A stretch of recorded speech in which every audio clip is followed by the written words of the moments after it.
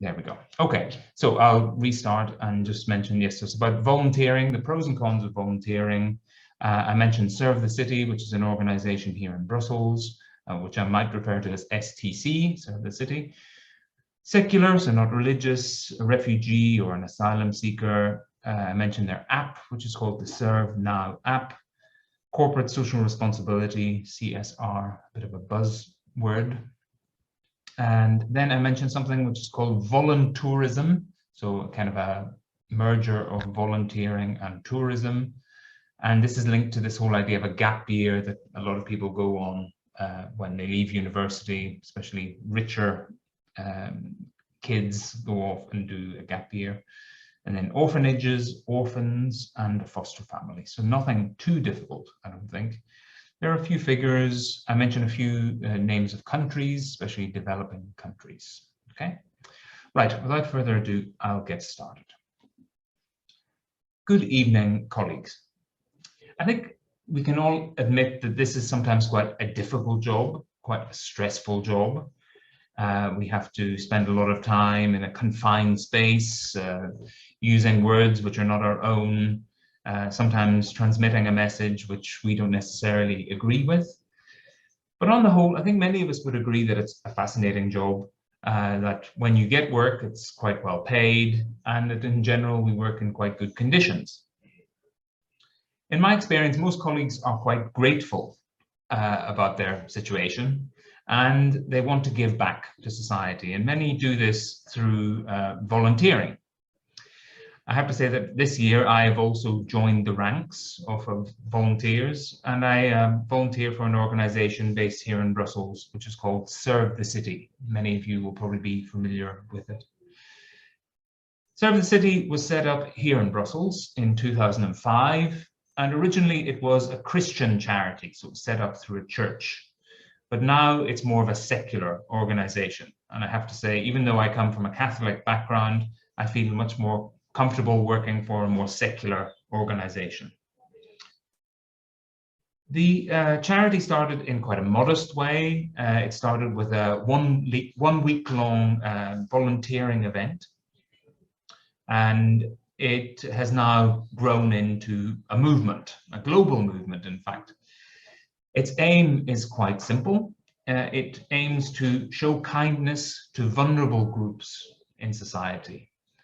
Now, when I say vulnerable groups, you'll probably all have some ideas in mind, and you'd be right. We're thinking about the usual vulnerable groups, the elderly, people with disabilities, refugees, asylum seekers, homeless people, children who are in need, who are in poverty, and victims of abuse. Now, how can Serve the City actually help all of these vulnerable people? Well, they do it in a number of different ways. One of the main ways is providing food. So there's a service, there's a kitchen where they prepare meals, and then there's a service which I've helped out at, where these meals are distributed.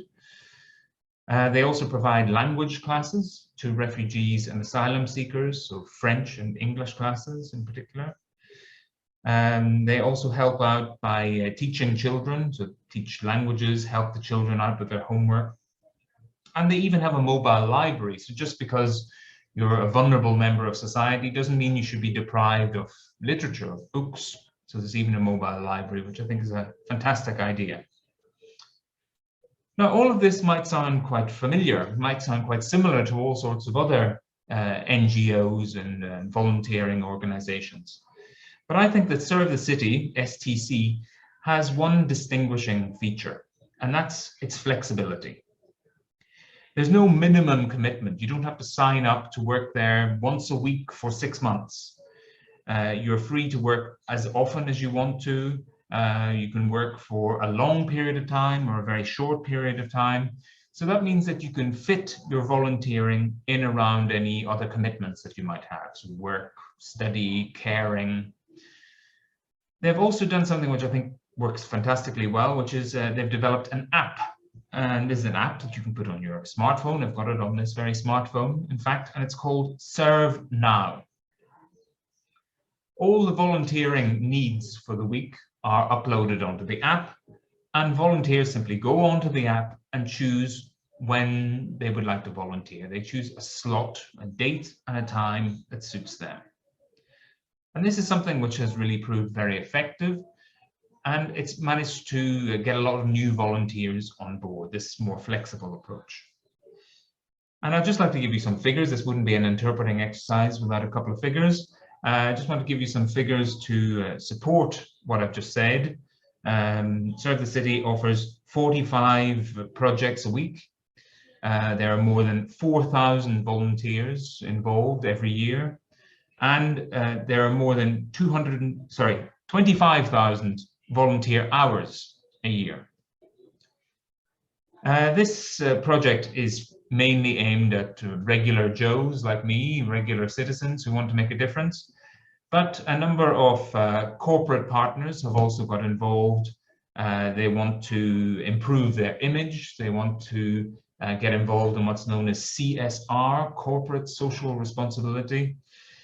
So they've got involved with Serve the City. They get their employees to go and help out.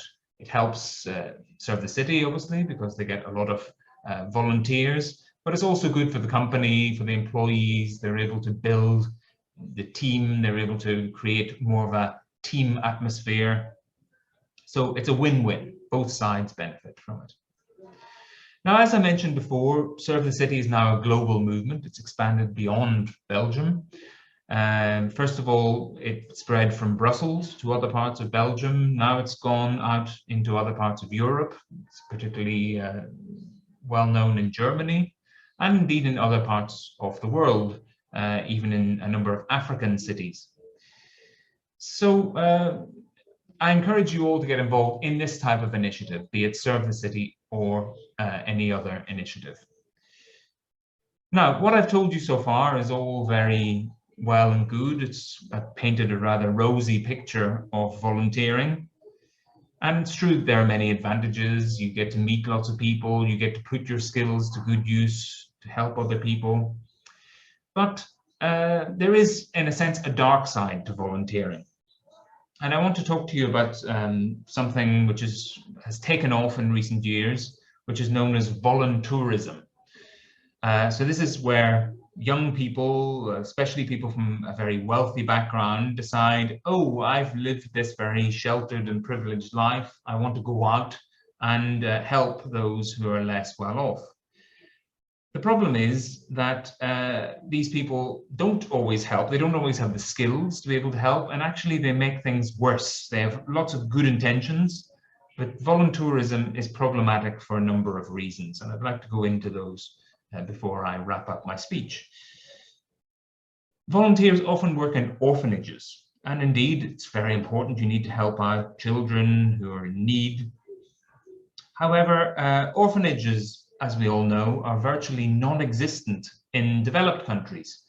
In the past, in the 19th century, there were lots of orphanages, but now they're virtually non-existent.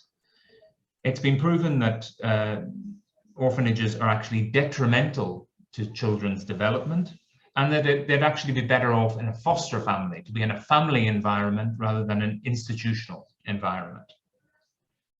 So why is it that we don't want to have volunteers, we don't want to have orphanages rather in our home countries, but we're happy to go and send our children, our students, 18 to 20-year-old students, off to a developing country to work in an orphanage? It's actually been found that many orphanages, many of the orphans in orphanages are not actually orphans. There was a study in 2005 in Sri Lanka, which found that 92% of orphans, in inverted commas, actually have a living parent.